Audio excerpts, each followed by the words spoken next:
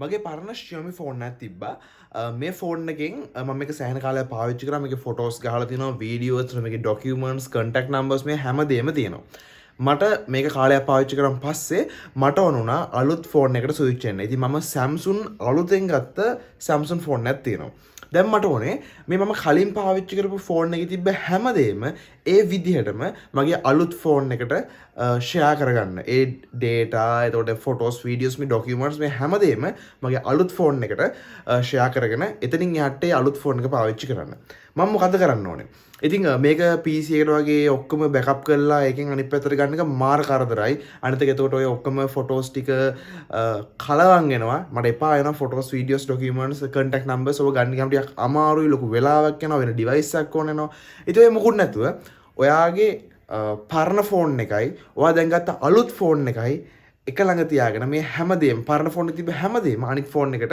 Share කරන්න කොහොමද ඉතින් මේ විදිහට කරනකම් බැලුවොත් ඔයාලට අනිවාර්යයෙන්ම ඒක ලේසියෙන්ම ඉක්මනින්ම සහ පහසුම විදිහට කරගන්න කොහොමද කියලා බලා ගන්න පුළුවන් ඉතින් අනිවාර්ය වීඩියෝ කරනකම් බලන්න ඔයාලට හොඳම සොලියුෂන් එකක් මේකට බලා ගන්න පුළුවන් වෙයි මුලින්ම ඔය Samsung Smart Switch mobile කියලා ඇප්ලිකේෂන් එකක් තියෙනවා.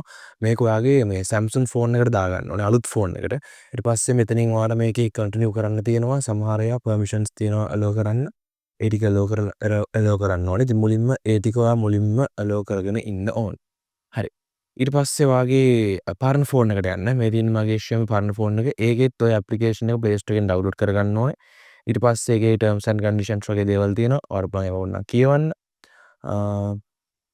ඔය ඇප්ලිකේෂන් එකක් දාලා ඔකෙත් කන්ටිනියු කරලා ඔකෙත් allow කරන්න තියෙන දේවල් තියෙනවා ඒවා allow කරන්න ඕනේ. ඉතින් එතනදී සමහර permissions ආනවා photos videos ඔය දේවල් වලට මේ permission දෙන්න කියලා. ඉතින් ඒ වගේ ඔක්කොටම allow කරලා ඔයා permissions ටික දෙන්න ඕනේ.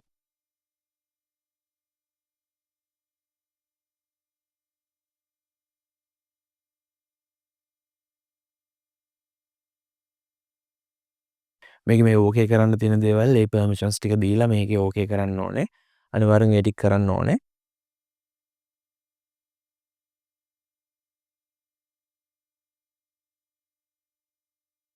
ඔය හුඟක් permissions ඉල්ලන්නේ පරණ ෆෝන් එකෙන්. පරණ ෆෝන් එකේ තියෙන data ටිකනේ අපි ගන්නෙ.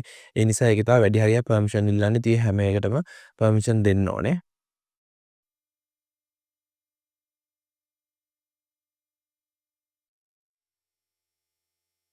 හරි ඊට පස්සේ මෙතන transfer your data කියලා තියෙනවා. මෙතන let's go කියන එක දෙන්න. ඒක දුන්නාන් පස්සේ මෙතන අපි connect කරගන්න ඕනේ. මම මේක wirelessly තමයි connect කරගන්නේ. cable එකක් through නෙමෙයි. ඉතින් මෙතන options දෙකක් තියෙනවා cable සහ wireless කියලා. ඉතින් මෙතන මම දෙකම wireless කියන එක දෙනවා. මේකේ receive කියන එක දෙනවා පරණ අලුත් ෆෝන් එකට. ඊට පස්සේ Android කියලා දෙනවා. ඊට පස්සේ මේක connect කරන්න තියෙන wireless. මම දෙකේම wireless එක click කරනවා. ඊට පස්සේ අපේ පරණ ෆෝන් එකෙන් ස්කෑන් කරන්න එනවා මේ අලුත් ෆෝන් එක. අලුත් ෆෝන් එකේ QR code එක පෙන්නනවා. ඊට පස්සේ ඒක අපි ස්කෑන් කරන්න ඕනේ. මේ විදිහට ස්කෑන් කරන් පස්සේ connecting to transfer your data කියලා පෙන්නනවා. මෙතන මතකටුව ඔයාගේ අලුත් ෆෝන් එකට දෙන්න ඕනේ receive කියන එක. අනිත් එකට දෙන්න ඕනේ send කියන එක. ඉතින් මෙතනදී මෙන්න මේ විදිහට කනෙක්ට් කරනවා ෆෝන් එක. ෆෝන්ස් දෙකම කනෙක්ට් වෙලා මෙතනින් මේ ට්‍රාන්ස්ෆර් වෙන ඉස්සලා මේකේ කනෙක්ෂන් එක හදාගෙන ඉන්නවා. තාම data transfer වෙන්නේ නැහැ. හරි ඊට පස්සේ මෙතනට ආවන් පස්සේ අපිට පුළුවන් අපිට මොනවද රිසීව් කරගන්න ඕනේ. කියන්නේ අලුත් ෆෝන් එකේ මොනවද රිසීව් කරගන්න ඕනේ කියලා. මම මෙතන කස්ටම් කියන එක දෙනවා. මොකද මට මේකෙදි හැම දෙයක්ම ඕනේ නැහැ පරණ ෆෝන් එකේ. මට ඕන දේවල් ටික සිලෙක්ට් කරනවා. contacts වගේ දේවල්, images, videos වගේ ගොඩක් තියෙනවා. ඉතින් අපිට අවශ්‍ය document හැමදේම ගන්න පුළුවන් applications පවා. ඉතින් මම මෙතන මට අවශ්‍ය දේවල් ටික විතරක් සිලෙක්ට් කරගන්නවා. ඔයාලට ඔක්කොම ටික දාන්න පුළුවන්. නමුත් මට අවශ්‍ය දේවල් ටික විතරක් මම සිලෙක්ට් කරගන්නේ. ඊට පස්සේ මෙතන ට්‍රාන්ස්ෆර් කියන එක දෙනවා.